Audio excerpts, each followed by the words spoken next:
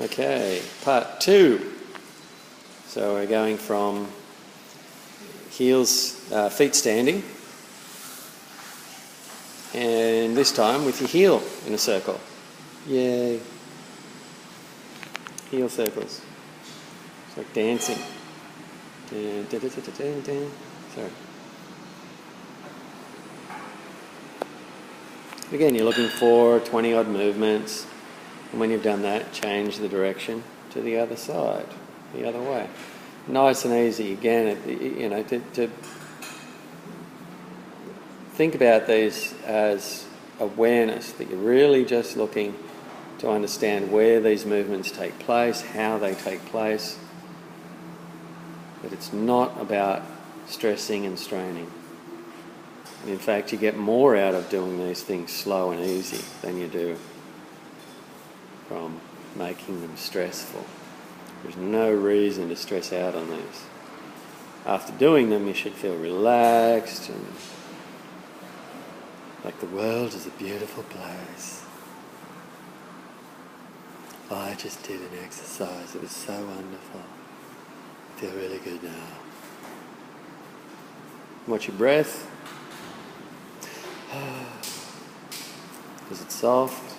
Is your belly soft?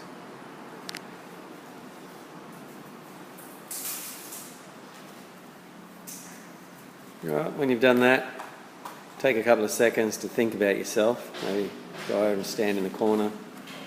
Think about yourself. Think about what you've done. Apologise. And this time, do the circles with your big toe, from your big toe.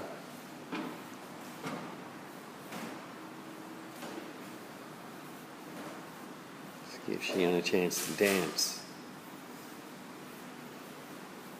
You know, 80s disco music. Dance, little lady, dance. And the same deal, 20 or so movements one way and 20 or so the other way. Unless you're doing only 3, and that is fine too. It's not an endurance exercise. And of course you can do these in steps. You can do a few, take a rest, do a few, take a rest. You don't have to do the whole thing in one hit. Especially if you're talking about pain in the hip, the pelvis. You want to do these really lightly, really easily. So you give yourself a chance to get through them without pain.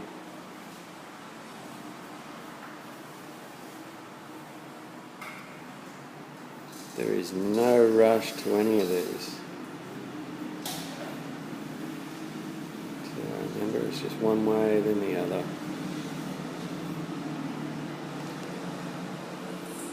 Now this time, we've had a little chance to take a breath.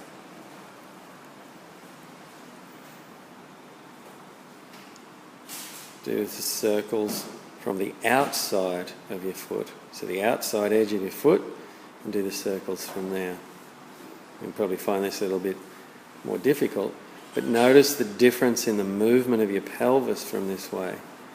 How the hip moves very differently from this angle than it has in the other things you've done.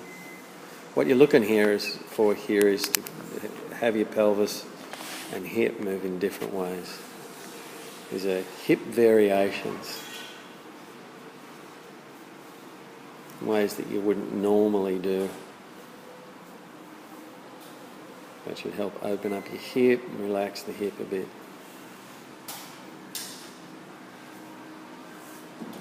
And with these, maybe don't do as many moves. It's not that easy, so maybe even try just a half a dozen one way, half a dozen the other way. And when you've done that, do it on the inside of your foot. Now you'll find this one a bit weird, and you won't get very much movement with this one either. Not comfortably anyway. So just really, really small is fine. You're not looking for a huge movement here. And how's your breathing?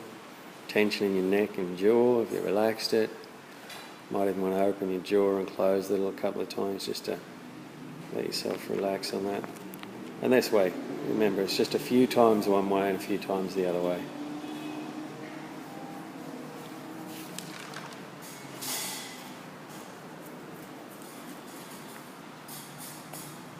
And take a break.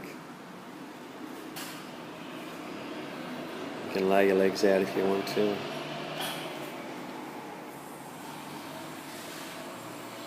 Notice if there's any difference to how you are compared to when you first started. Maybe your feet are lying in a different way than they were when you started.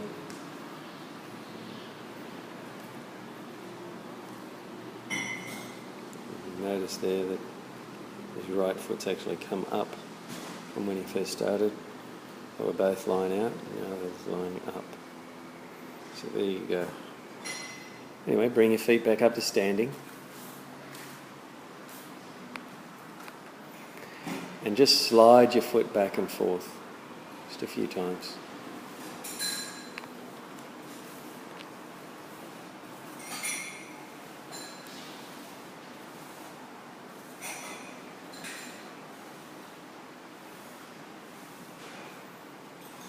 That's enough. Now, this time, roll your foot so that your knee moves inside and then outside. So you roll to the inside of your foot, your knee goes inside, roll to the outside of your foot, so your foot's on the ground, then roll across your foot, so you roll to the outside of your foot, so you come up on the outside of your foot. Yep. And then over, so your foot stays down, and roll across your foot. So you roll up on the inside, then up on the outside. Up on the inside, up on the outside. Of course, your knee will go across and probably hit your other leg, which is fine. So notice the movement of the foot. Foot goes up on the inside, up on the outside. Just do that a few times.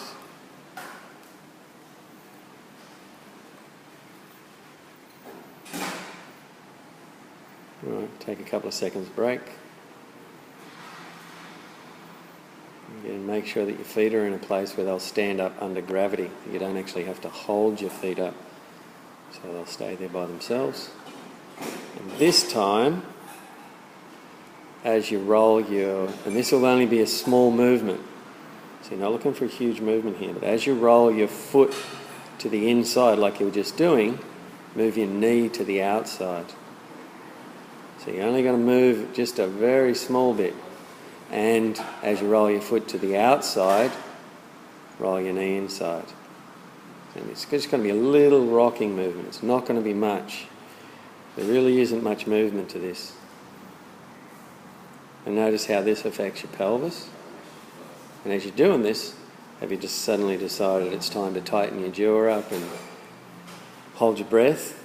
Or have you kept your breathing smooth and light?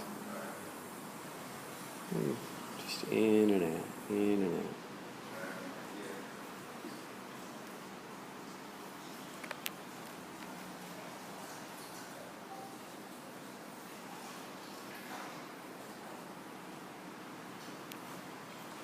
All right, take a break. Just take a few seconds there.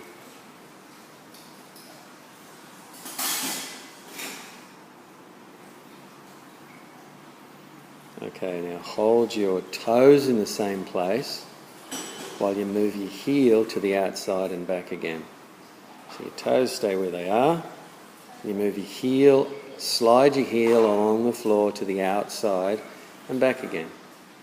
So your toes stay. Imagine that the point between your big toe and your second toe is a pole there, like you're wearing flip-flops. And that's what you're sliding your foot around. So just slide it inside and outside. Or back to the middle and outside. And notice the effect this has on your pelvis, on your hip. It's a different movement again. Pelvis and hip are moving differently. And remember, they don't have to be huge moves. In fact, you can do very, very tiny movements and still get a lot of effect from this. It's about noticing what's happening, how this movement changes the way your hip moves in its socket. Maybe become a bit more aware of your hip. All right, take a few seconds rest.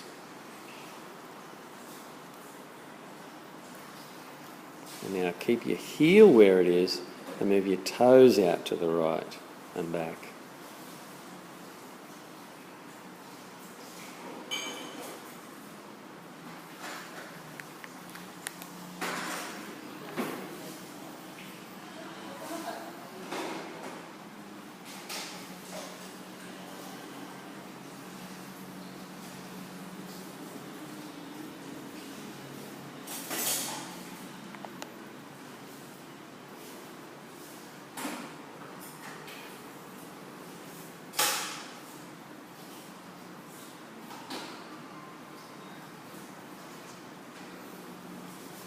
All right, take a break, take a rest.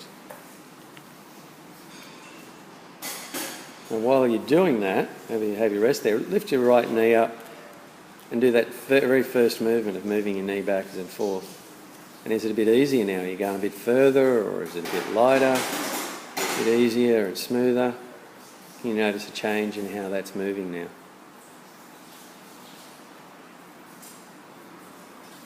All right, put your foot down. You're only doing a test, so just to see how it feels.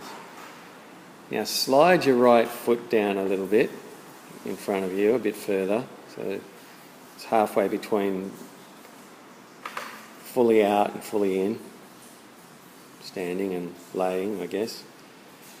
Now curl your toes so your foot comes up a bit, so your toes curl up and your foot comes up, so your heel stays on the ground, and then you curl your toes out, and then push on your heel so you spread your toes out, so you spread your foot out.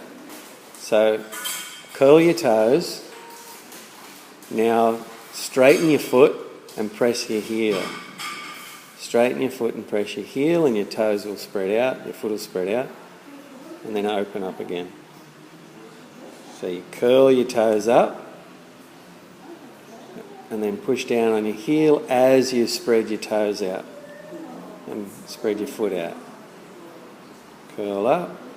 You can raise your foot off the ground as long as you keep your heel, and then spread out as you push down on your heel. Pull up.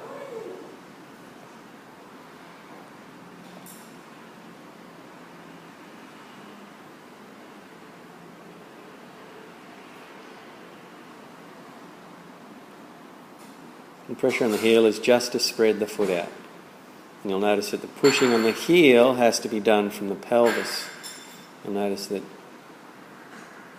for that to work, it's not that you consciously have to move your pelvis in any special way, it's just that the pressure going down and pushing down on your heel comes up through the pelvis and the hip.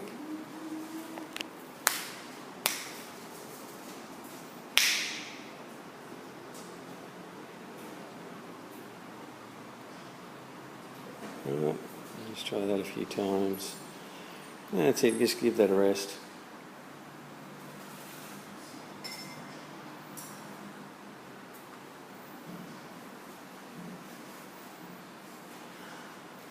Now the next one's for your dancing lessons, your dancing practice.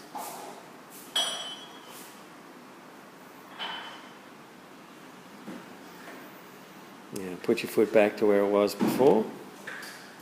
A little bit, not as far maybe. You don't have to go as far. And this time, curl your toes up like your fingers, as if your fingers, and then tap the ground with your toes, like with your foot and your toes, as if you're going to tap your hand on a desk. Try that a few times.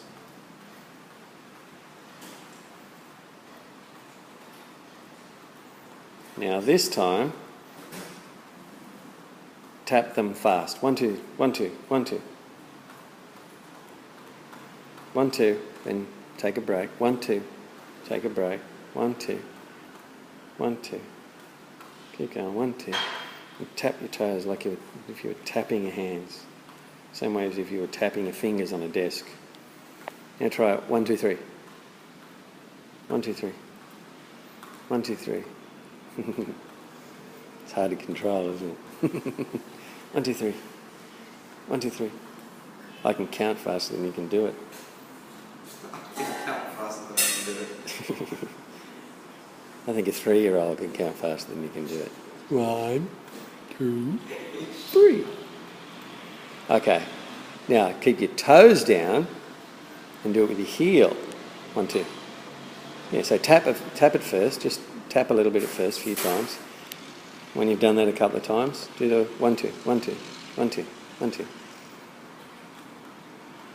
Keep the beat. This is to train you to work in a recording studio. Now try it. 1, 2, 3. 1, 2, 3.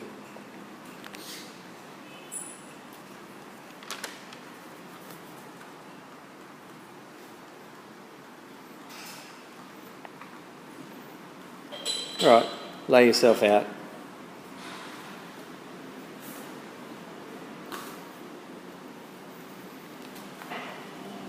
Is there a difference from when you started? Has something changed? Does one leg feel a little bit longer than the other one?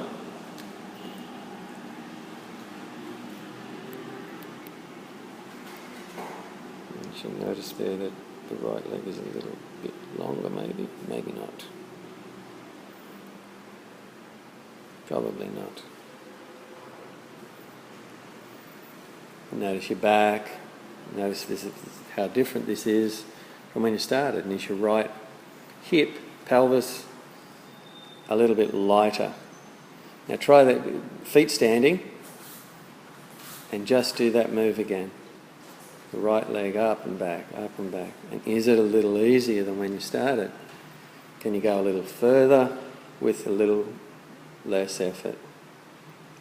Or do the same effort and move through more. All right, that'll do you. You've now learnt to tap dance.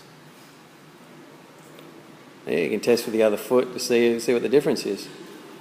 Is there a big difference between one and the other? One feel lighter, easier? The other. All right. Tap dancing lessons are over.